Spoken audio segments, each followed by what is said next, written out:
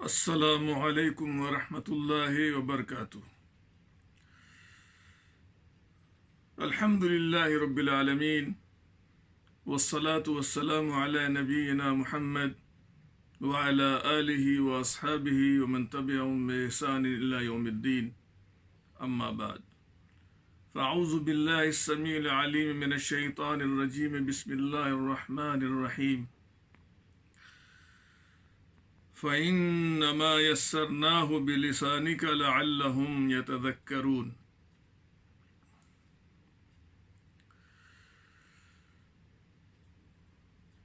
محترم ناظرین،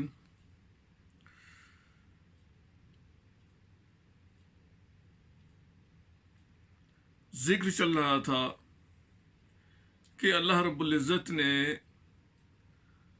قرآن کریم کو کس طرح سے آسان کر دیا ہے۔ اس تعلق سے آخری بات جو آپ کے سامنے پیش کی گئی تھی وہ یہ تھی کہ اللہ رب العزت نے سورہ زمر کی آیت نمبر 27، آیت نمبر 28 اور آیت نمبر 29، ان 3 آیتوں میں اس بات کا تذکرہ کیا ہے اور وضاحت فرمائی ہے کہ ہم نے اس قرآن کے اندر ہر طرح کی مثالیں لوگوں کو سمجھانے کے لیے، سمجھنے کے لیے اور ان پر عمل کرنے کے لیے ہر طرح کی مثالیں ہم نے اس قرآن میں بیان فرمائی ہیں۔ اور اس کے بعد اللہ رب العزت نے ایک بنیادی اور اہم ترین مثال ذکر کر کے اس کتاب الہی کو پڑھنے والوں کے لیے عملی طور سے یہ ثبوت فراہم کیا کہ کس طریقے سے یہ کتاب آسان کی گئی ہے۔ اللہ رب العزت نے ہماری اور آپ کی زندگی کا جو سب سے اہم ترین اور بنیادی مسئلہ ہے وہ ہمارے عقیدے کا ہے، جسے ہم توحید اور شرک کا نام دیتے ہیں۔ اللہ رب العزت نے سورہ زمر کی ان آیات کے اندر ایک موحد، ایک توحید پرست اور دوسری جانب ایک مشرک جو اللہ تعالیٰ کی عبادت میں دوسروں کو شریک ٹھہراتا ہے، دونوں کی زندگی کا مقابلہ کیا ہے، موازنہ کیا ہے اور انتہائی آسان طریقے سے یہ بات سمجھائی ہے کہ آیا وہ لوگ جو صرف ایک معبود کی عبادت کرتے ہیں آرام سے رہیں گے، سکون سے رہیں گے، پریشانیوں سے دور رہیں گے، یا وہ لوگ جو ایک سے زیادہ کئی ایک دسیوں، سینکڑوں، ہزاروں، لاکھوں معبودوں کی اللہ کو چھوڑ کر عبادت کرتے ہیں، کیا وہ لوگ سکون کے ساتھ رہ سکتے ہیں؟ کیا وہ لوگ چین کے ساتھ زندگی گزار سکتے ہیں؟ اللہ رب العزت نے اس فرق کو واضح کیا ہے کہ وہ شخص جو صرف ایک کی عبادت کرتا ہے اس کی زندگی پرسکون زندگی ہوگی، اس لیے کہ ایک کی بات ماننا، ایک کو راضی کرنا، ایک کو خوش کرنا یہ انتہائی آسان کام ہے۔ دوسری طرف وہ لوگ جو اللہ تعالیٰ کی عبادت میں بہت سارے معبودوں کو شریک ٹھہراتے ہیں، ان کی زندگی انتہائی دشوار کن ہوگی، مشکل ترین ہوگی، اجیرن ہوگی، اس لیے کہ بہت سارے لوگوں کو راضی کرنا اور ان کو خوش کر لے جانا یہ کسی کے بس کی بات نہیں ہے، یہ آسان کام نہیں ہے۔ اس لیے جو مشرک ہیں وہ پریشان رہتے ہیں اس دنیا کی زندگی میں، اور جو موحد ہیں وہ راحت و چین کی زندگی گزارتے ہیں. یہ تو دنیا کا حال ہے، اور آخرت میں مشرکین کا انتہائی بدترین انجام ہونے والا ہے اگر دنیا سے بغیر توبہ کے چلے گئے. اللہ رب العزت نے اسی بات کو قرآن کریم کے اور بھی مقامات پر بیان فرمایا ہے. ہم نے اور آپ نے سورہ یوسف کی تلاوت کی ہوگی اور اس میں پڑھا ہوگا یا پڑھنا چاہیے. یوسف علیہ السلام نے اپنے دونوں ساتھیوں کو قید خانے میں توحید کی دعوت دیتے ہوئے فرمایا تھا. اللہ رب العزت نے ان کا یہ قول نقل کیا ہے: اَأَرْبَابٌ مُتَفَرِّقُونَ خَيْرٌ ام اللہ الواحد القہار، کہ کیا مختلف قسم کے جو رب ہیں، جو معبود ہیں، جن کو تم اپنا معبود سمجھتے ہو اللہ تعالیٰ کو چھوڑ کر، وہ بہتر ہیں یا ان کی عبادت بہتر ہے؟ یا کہا ام اللہ الواحد القہار، یا وہ اللہ بہتر ہے جو ایک ہے، جو تنہا ہے، جسے کوئی مغلوب نہیں کر سکتا ہے، ہمیشہ جو غالب رہے گا. تو دونوں میں سے کون بہتر ہے؟ تو ظاہر سی بات ہے جواب یہ ہوگا کہ وہ معبود جو ایک ہے، تنہا ہے، اور جو کبھی مغلوب نہیں ہوگا، ہمیشہ غالب رہے گا، وہی بہتر ہے، اسی کی عبادت کی جانی چاہیے. اگر قرآن کریم کو ذرا توجہ کے ساتھ پڑھا جائے، یا تو براہ راست عربی زبان کے ذریعے یا ترجمے کے ذریعے، کیا یہ بات مشکل ترین ہے ہمارے اور آپ کے لیے کہ شرک اور توحید کا یہ فرق ہماری سمجھ میں نہ آئے؟ لیکن ہماری اور آپ کی پریشانی یہ ہے کہ ہم تو یہ سمجھنے کے لیے تیار ہی نہیں ہے، اور یہی وجہ ہے کہ اس امت کی اکثریت توحید اور شرک کے اس فرق کو نہیں جانتی ہے جو اللہ رب العزت نے ایک چھوٹی سی مثال کے ذریعے سے بیان کر دیا ہے، واضح فرما دیا ہے. امت کی اکثریت اس بات کو نہیں جانتی ہے، اسی لیے ہر طرح کے شرک میں مبتلا ہے، شرک اصغر سے لے کے شرک اکبر تک، اور شرک خفی سے لے کے شرک جلی تک. شرک کی جتنی بھی شکلیں ہو سکتی ہیں، جتنی بھی صورتیں ہو سکتی ہیں، ساری کی ساری اس امت میں موجود ہے. وجہ کیا ہے؟ وجہ ہماری جہالت ہے، نادانی ہے، قرآن سے ہماری دوری ہے، اور قرآن فہمی سے ہماری بیزاری ہے. ہم قرآن سمجھنے کے لیے تیار نہیں. اللہ تعالی ہمیں اس کی توفیق عطا فرمائے. آئیے میرے سامنے قرآن کریم کی ایک اور آیت ہے جس کا تعلق سورہ دخان سے. یہ سورہ دخان کی آیت نمبر 58 ہے جو آپ کے سامنے میں نے تلاوت کی تھی. اس میں بھی اللہ رب العزت نے اسی بات کا اظہار کیا ہے.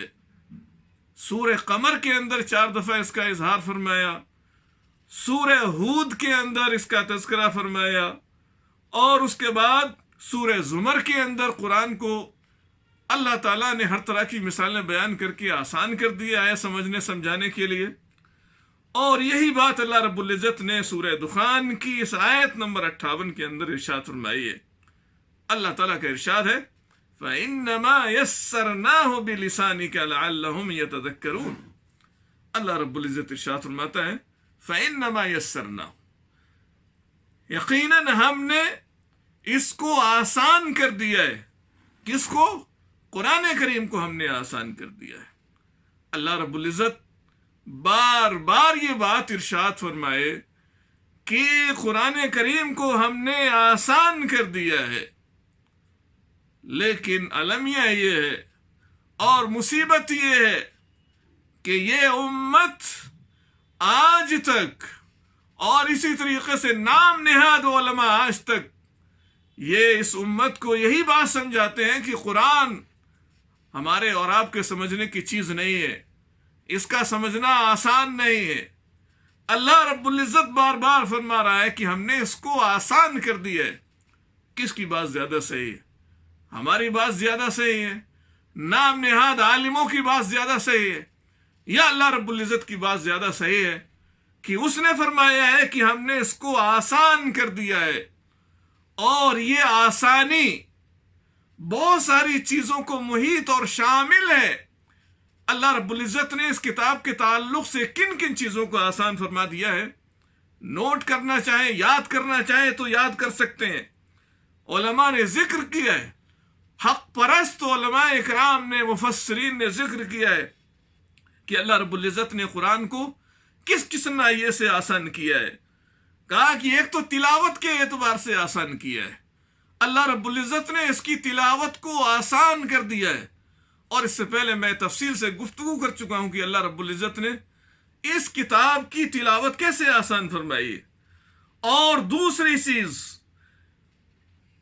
اللہ رب العزت نے اس کتاب الہی کو حفظ کرنے کے اعتبار سے آسان کر دیا ہے۔ اور اس سلسلے میں بھی میں تفصیل سے گفتگو کر چکا ہوں کہ اس کتاب الہی کا حفظ کرنا، منہ زبانی یاد کرنا، یہ بھی آسان فرما دیا اللہ رب العزت نے۔ اور جو یاد کرنا چاہتے ہیں، یاد کرنے کی جو کوشش کرتے ہیں، اللہ رب العزت 7 سال 8 سال کے بچوں کو اس کی توفیق عطا فرما دیتا ہے، ان کے سینے میں قرآن محفوظ ہو جاتا ہے۔ اللہ رب العزت نے اس کا حفظ کرنا بھی آسان کر دیا ہے۔ اللہ رب العزت نے اس کے حروف کی ادائیگی، الفاظ کی ادائیگی کو بھی آسان فرما دیا ہے۔ دنیا میں مختلف قومیں آباد ہیں جن کی زبان عربی نہیں ہے، لیکن اس کے باوجود ہر دنیا کے ہر خطے، ہر علاقے میں آپ کو قرآن کے پڑھنے والے، قرآن کی تلاوت کرنے والے اور قرآن کو اپنے سینے میں محفوظ کرنے والے آپ کو مل جائیں گے۔ اللہ رب العزت نے اس کے حروف کی ادائیگی کو بھی آسان کر دیا ہے۔ اور اللہ رب العزت نے اس کتاب الہی کا سمجھنا بھی آسان فرما دیا ہے۔ لیکن شرط یہ ہے کہ ہم سمجھنے کی کوشش تو کریں، اس کی جانب متوجہ تو ہوں، تبھی تو ہماری یہ سمجھ میں آئے گی۔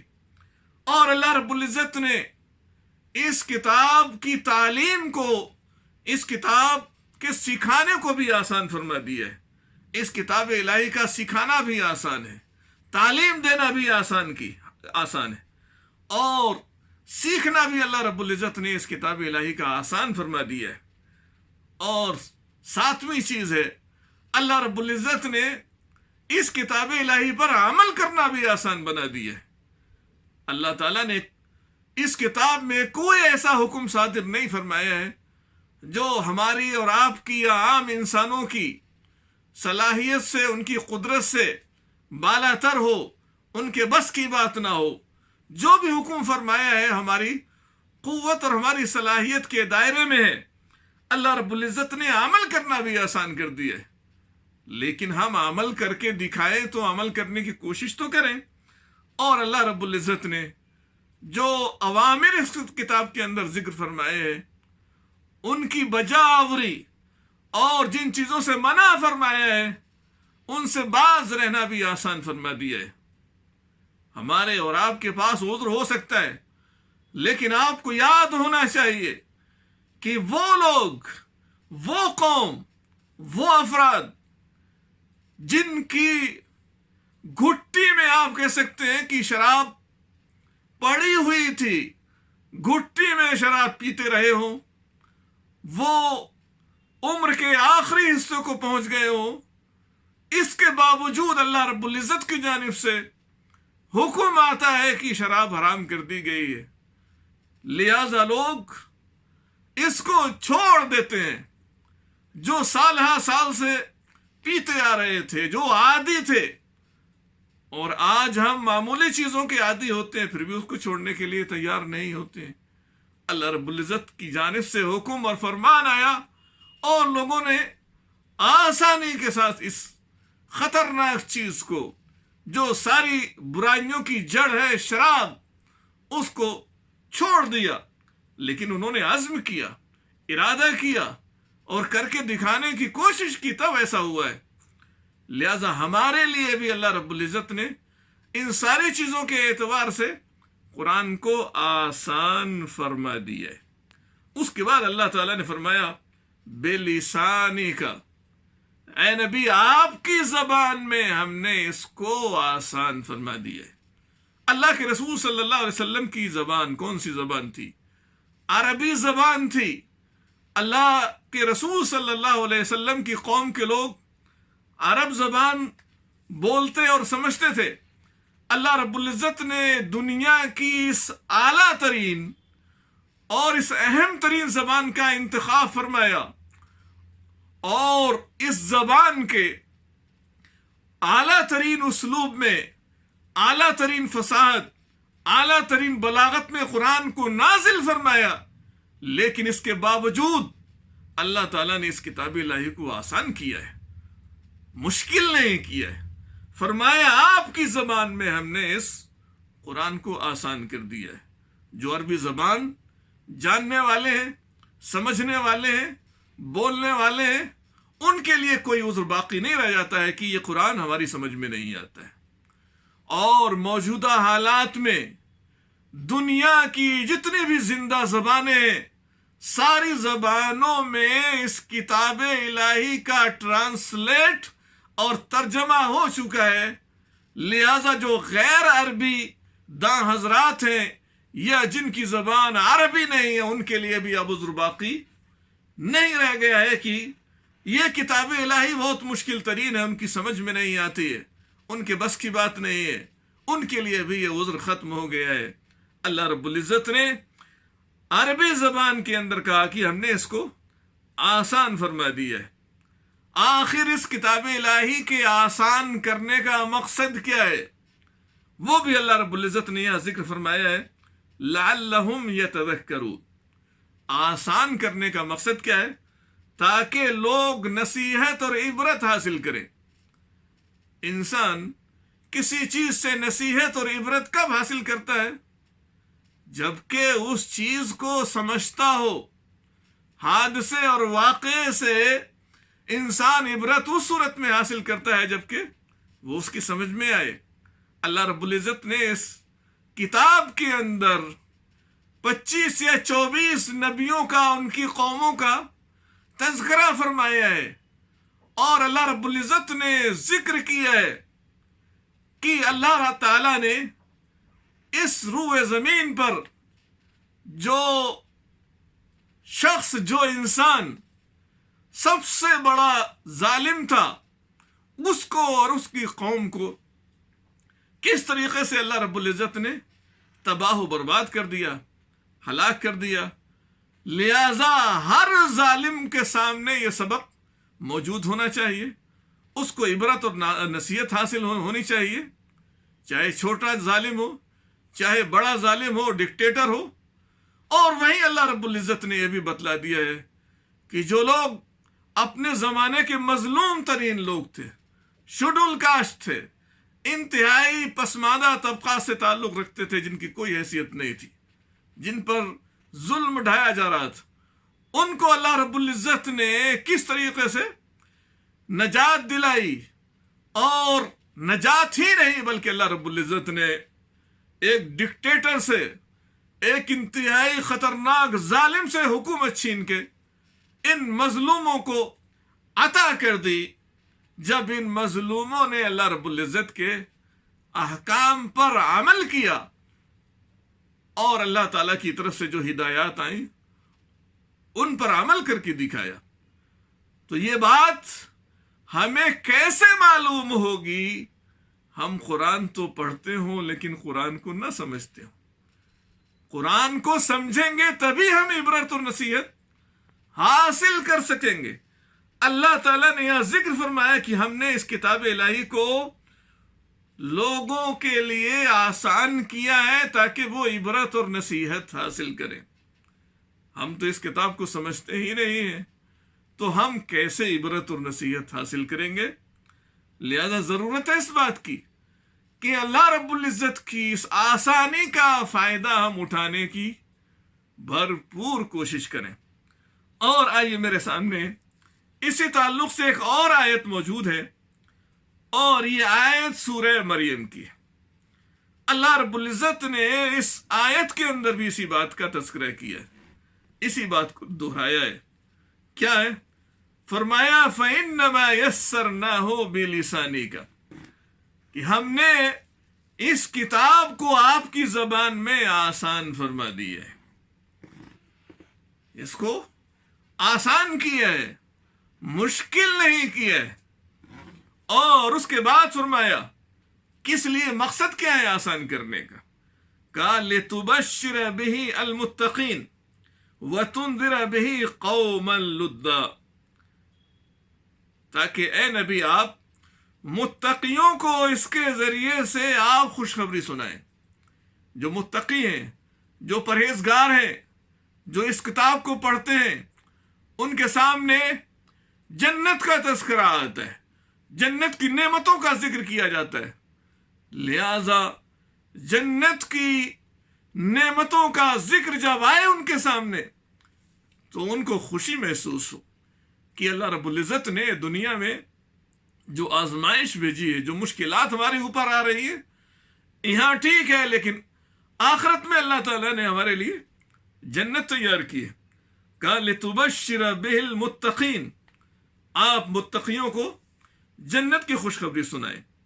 وَتُنذِرَ بِهِ قَوْمًا لُدًّا، اور اس کتاب کے ذریعے سے آپ جو جھگڑالو لوگ ہیں، کفار، مشرکین، ملحدین، جو اللہ تعالیٰ کے وجود ہی کو تسلیم نہیں کرتے، یا اللہ کے وجود کو تسلیم کرتے ہیں لیکن اس پر ایمان لانے کے لیے تیار نہیں ہے، یا ایمان رکھتے ہیں لیکن اس کی عبادت میں دوسروں کو شریک ٹھہراتے ہیں، ایسے لوگوں کو آپ ڈرائیں، ان کے سامنے جہنم کا ذکر آئے، جہنم میں اللہ تعالیٰ نے مجرموں کے لیے جو سزائیں رکھی ہیں، جو عذاب مجرموں کو جہنم کے اندر دیا جائے گا، اس کے ذریعے سے لوگوں کو آپ ڈرائے۔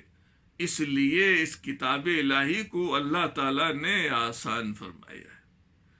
اگر ہم کتاب الہی کو سمجھتے ہی نہیں ہیں تو ہمیں کیا پتہ لگے گا کہ اللہ رب العزت نے جو آیات ہم پڑھ رہے ہیں ان میں جنت کا ذکر کیا ہے یا نہیں کیا ہے، جنت کی نعمتوں کا تذکرہ فرمایا ہے یا نہیں فرمایا ہے۔ ہم کیسے خوشی محسوس کریں گے؟ اور جہاں جہنم کا ذکر آئے گا اگر ہم نہیں سمجھتے ہیں تو ہم کیسے ڈر محسوس کریں گے، کیسے خوف محسوس کریں گے، کیسے ہمارے جسم پر لرزہ طاری ہوگا، کیسے ہماری نگاہوں سے اللہ کے خوف کی وجہ سے آنسو جاری ہوں گے ہماری نگاہوں سے، اگر ہم اس کتاب الہی کو نہیں سمجھتے ہیں۔ اس کتاب الہی کو آسان کرنے کا منشا یہی ہے کہ ہم اس کے مضمون کو سمجھیں کہ آخر اللہ رب العزت نے اس میں فرمایا کیا ہے۔ اور آئیے آگے دیکھتے ہیں، میرے سامنے سورہ شعراء کی ایک اور آیت ہے۔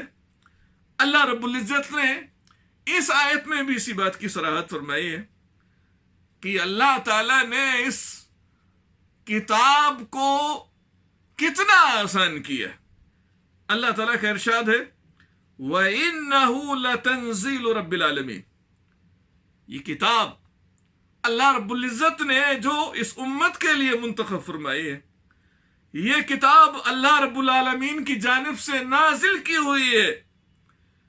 یہ کسی ایرے غیرے نتھو خیرے کی تصنیف یا تالیف نہیں ہے، کسی انسان نے اس کتاب کو نہیں لکھا ہے، یہ اللہ رب العالمین کی جانب سے نازل کردہ ہے، یہ آسمانی کتاب ہے، یہ آسمانی قانون اور دستور ہے۔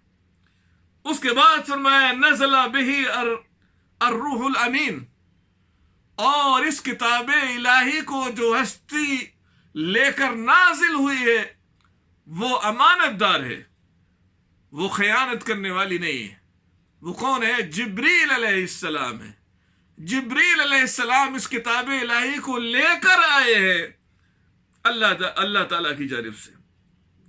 اور کہاں نازل کیا ہے اللہ تعالیٰ نے؟ علی قلبک، اللہ کے رسول صلی اللہ علیہ وسلم کے دل پر اس کتاب الہی کو جبریل کے واسطے سے اللہ تعالیٰ نے نازل فرمایا ہے۔ انسانی جسم کے اندر سب سے اہم ترین اگر کوئی عضو ہو سکتا ہے، شریف ترین کوئی عضو ہو سکتا ہے، تو وہ انسان کا دل ہے۔ اس لیے اس کا یہاں پر خصوصیت کے ساتھ تذکرہ فرمایا ہے۔ اگر انسان کا یہ عضو ٹھیک رہے تو اس کا سارا بدن، بقیہ جتنے بھی اعضاء و جوارے انسان کے ٹھیک حالت میں رہیں گے، اور اگر یہ خراب ہو جائے کسی بھی اعتبار سے تو انسان کا پورا جسم خراب ہو سکتا ہے۔ اللہ کے رسول صلی اللہ علیہ وسلم نے ایک مشہور حدیث میں اس کی جانب رہنمائی فرمائی ہے۔ تو اللہ کے رسول صلی اللہ علیہ وسلم کے دل پر اس کو نازل کیا ہے، اور اس کے بعد فرمایا نازل کرنے کا مقصد کیا ہے؟ لِتَكُونَ مِنَ الْمُنذِرِينَ، تاکہ آپ ڈرانے والوں میں شامل ہو جائیں۔ آپ سے پہلے جو ڈرانے والے آئے تھے، نبی آئے، رسول آئے، آپ بھی ان ڈرانے والوں میں شامل ہو جائیں۔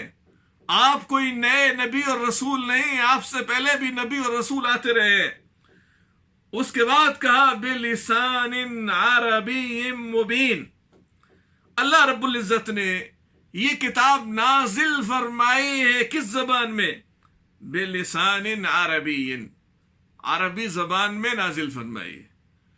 کیسی عربی زبان میں نازل فرمائی ہے؟ اللہ رب العزت نے اس کی وضاحت یہی ایک مقام نہیں ہے، بلکہ اس کے علاوہ اور بھی کئی مقامات ہیں جہاں پر اس کی صراحت فرمائی ہے۔ عربی زبان کے درجات ہیں، لیکن اللہ رب العزت نے کہا بِلِسَانٍ عَرَبِيٍّ مُبِينٍ، واضح صاف عربی زبان میں اللہ تعالیٰ نے اس کتاب الہی کو نازل فرمایا ہے۔ لہذا جو لوگ عربی زبان بولنے والے، سمجھنے والے، ان کے لیے کوئی عذر باقی نہیں رہ جاتا ہے یہ کہنے کے لیے کہ ہماری سمجھ میں یہ کتاب نہیں آ رہی ہے، اور جو عربی زبان نہیں جانتے ان کے لیے بھی کوئی عذر باقی نہیں رہ جاتا ہے، اس لیے کہ دنیا کی ساری زندہ زبانوں میں اس کا ترجمہ اور ٹرانسلیشن ہو چکا ہے۔ کہا ہم نے واضح عربی زبان میں اس کتاب کو نازل فرمایا ہے۔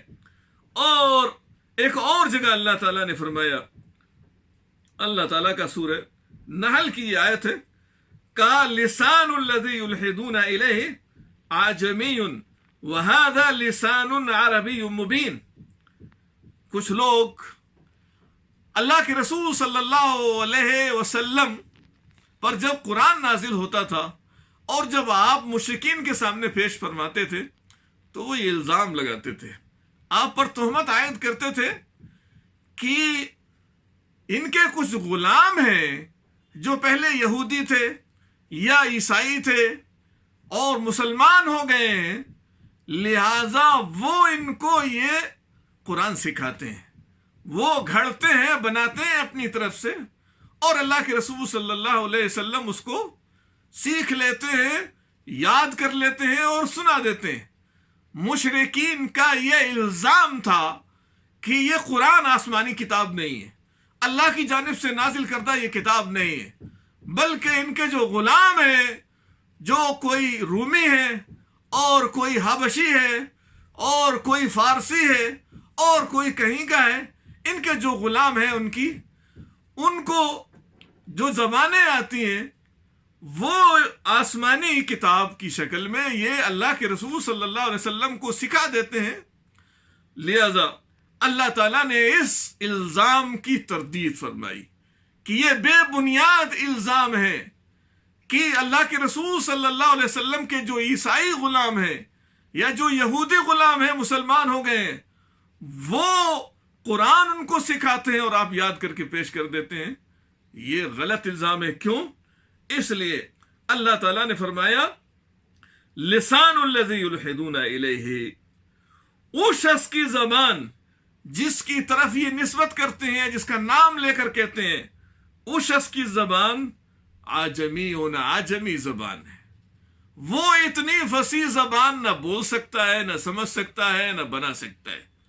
عجمی زبان ہے جو جن لوگوں پر یہ الزام لگایا گیا ہے وہ آجمی ہے.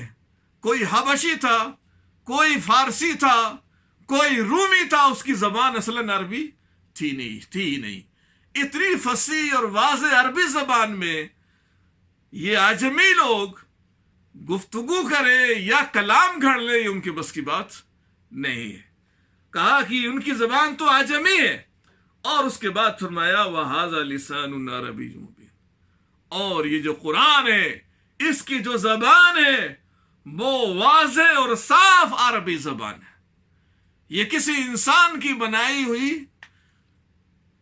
کتاب نہیں ہے، انسان کی گھڑی ہوئی کتاب نہیں ہے، اللہ تعالیٰ کی جانب سے نازل کردہ کتاب ہے، جسے اللہ رب العزت نے بہت ہی واضح اور صاف اور آسان عربی زبان میں اس کو نازل فرمایا ہے، تاکہ لوگ اس کو آسانی سے سمجھ سکیں، آسانی سے اس پر عمل کر سکیں، آسانی کے ساتھ اس کو یاد کر سکیں، آسانی کے ساتھ اس میں جو قصص، جو واقعات، جو حادثات ذکر کیے گئے ہیں ان سے عبرت اور نصیحت حاصل کر سکیں.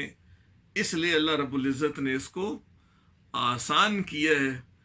اللہ تعالیٰ سے دعا ہے کہ اللہ تعالیٰ ہمیں اور آپ کو بھی اس آسانی سے فائدہ اٹھانے کی، اور خاص طور سے ان لاک ڈاؤن کے ایام میں قرآن کو سمجھنے کی اللہ تعالیٰ توفیق عطا فرمائے. انشاءاللہ زندگی رہی تو پھر اسی سلسلے میں گفتگو ہوگی. وآخر دعوانا الحمدللہ رب العالمین.